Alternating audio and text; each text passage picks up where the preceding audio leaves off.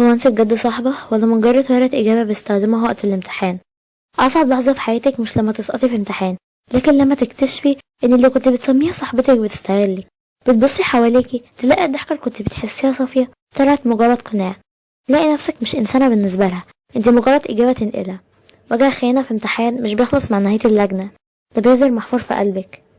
الصحبة الحقيقية مش هتعرضك للغلط ولا هتقلل من قيمتك، بالعكس هتشيلك وقت ضعفك وتكبرك وقت نجاحك. صداقات المصلحة بتنهار عند أول سؤال، لكن الصداقة الحقيقية بتثبت في أصعب امتحان. فكري كده، مين اللي تستاهل تدخل حياتك بجد ومين مكانها بره باب قلبك؟ أهلا وسهلا بكم في قناتي. أحب أعرفكم بنفسي اللي أول مرة يشوفني أو يشوف قناتي.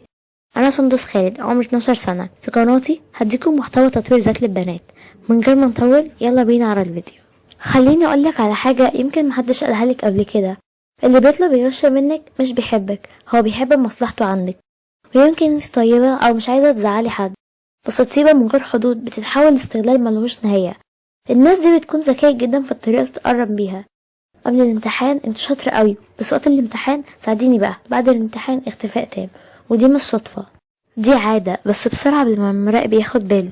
خلي الورقة على جنب شوية، انت مش هتخسري حاجة. انا لو مكانك كنت هساعد. هو انت ليه انانية؟ بيحاولوا يقنعوكي ان الموضوع بسيط وانك لو رفضتي تبقي انانية، بس الحقيقة انت اللي بتخسري، تركيزك بيضيع. ممكن تغلطي بسبب التوتر، ممكن تتعاقبي لو اتقفشتي، مجهودك بيتاخد بسهولة من غير تقدير. اسمعي الجملة دي مني كويس، اللي مش بيحترم تعبك مش صديق. افهمي ان الغش مش مساعدة، المساعدة الحقيقية قبل الامتحان. ممكن تساعدي في شرح، ممكن تساعدي في حل أسئلة، لكن الغش بيعودم على الكسل وبيأذيكي انتي.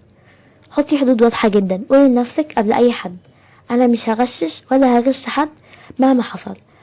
ولما تكوني مقتنعة هيبقى أسهل إنك تقولي لأ. حضري ردود جاهزة عشان ما تتوتريش وقت الموقف. معلش مش بعرف أغشش ولا غش. ركزي في ورقتك، مش هينفع. خليكي تعتمدي على نفسك شوية. كرري نفس الرد من غير نقاش طويل، ما تبرريش كتير. كل ما تبرري أكتر هيدخلوا معاكي في نقاش عشان يقنعوكي. خلي ردك قصير وواضح. استخدامي لغة جسمك، غطي ورقتك، اقعدي بشكل بعيد، ما تبصيش حواليكي كتير. دي بتوصل رسالة انك مش متاحة للغش. ما تخافيش من زعلهم، اللي يزعل عشان رفضتي تغششي ده مش صديق اصلا. الصاحب الحقيقي هيحترم قراراتك. فكري في العواقب بجد. لو اتقفشتي ممكن تلغي الامتحان، ممكن تاخدي عقوبة، ممكن تأثري على مستقبلك، ممكن ورقتك تتسحب. هل ده حد يستاهل؟ ساعدي بطريقة صح. لو حد محتاجك بجد اشرحي له قبل الامتحان، ذاكروا سوا، كده انت بتساعدي من غير ما تأذي نفسك. قيمي علاقتك بالناس دي، اسألي نفسك هل بيكلموني غير وقت المصلحة؟ هل بيسألوا عليا؟ اختاري نفسك، دي اهم نصيحة. اختاري راحتك، تعبك، مستقبلك، مش رضا الناس. انت مش ضعيفة عشان بتقولي لأ، انت قوية عشان بتحمي نفسك. ما تتكسفيش تقولي لأ، بس هتتكسفي وهتكرهي حياتك لما تعيدي السنة عشان واحدة بتستغلك. واللي تستاهل تكون في حياتك هي اللي بتشجعك تنجحي، مش اللي بتحاول تاخد نجاحك. ومن النهارده حاولي تبني حدود واحده واحده.